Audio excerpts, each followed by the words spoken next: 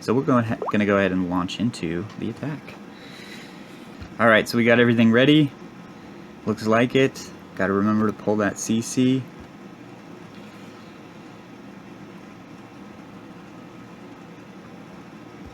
Tell everybody what's up.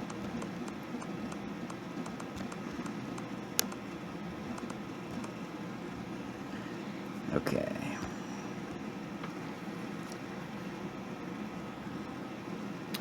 Okay, hope I got everything. Let's see how it goes. I've been having good luck with Proto lately, so let's hope it keeps up.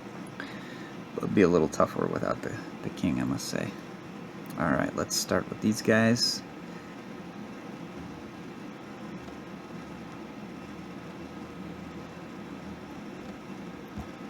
Yeah, I was supposed to drop that wizard further behind, but whatever.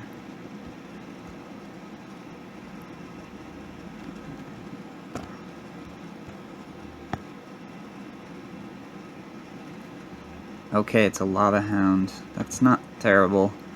It is going to take up some time, though. And I don't really need these guys, which is fortunate, I guess.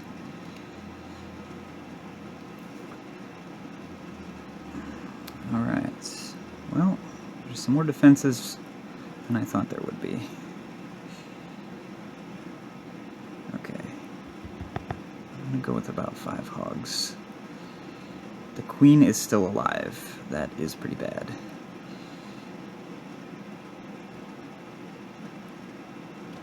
This is not going well.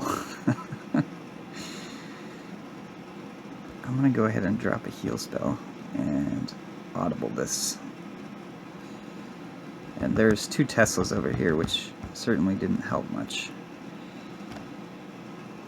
Yeah, this is a crash and burn.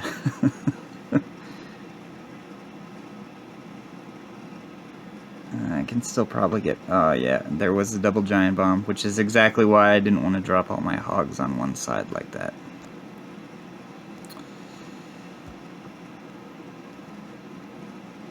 I love that the Expo is the only building standing in that whole quadrant.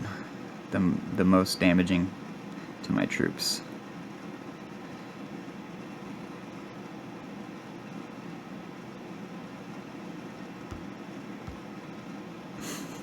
I got the 50%. Alright, well, I'm going to watch through that again so we can take a closer look at what went so terribly wrong. It's always a good idea to review your attacks afterwards. I usually don't have the heart to. It's incredibly frustrating to fail on an attack. But it is a good idea, and I'm going to start doing it. So the first thing I think is that the golems may have been spread apart too far, and maybe I should have considered bringing more wizards, since I didn't really need the wall breakers for anything. I mean, it did help that the wall breakers rerouted this golem over here, since he didn't realize, but if I would have just dropped him in closer, I think he would have rerouted when the walls broke open. I mean, knowing that it was a lava hound in the CC, I could have used the 2 archer healer trick to keep him tied down, but I don't really like the idea of taking 2 archers and a healer without knowing it's a lava hound, because they're not super useful.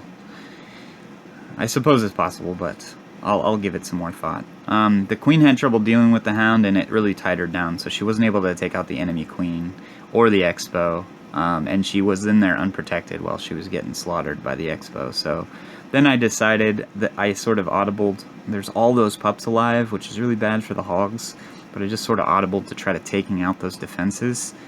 And while it was marginally successful with the heals, it also made all of my hogs run into the double giant bombs, except for 2, I guess, which I pretty much knew were there or had planned around. So that was basically the end of the raid. I really needed some more firepower to make sure I took out the Expo and the queen, and if I had kept the golems a little bit closer together so that they all walked in together at the same time, I think that would have helped a great deal.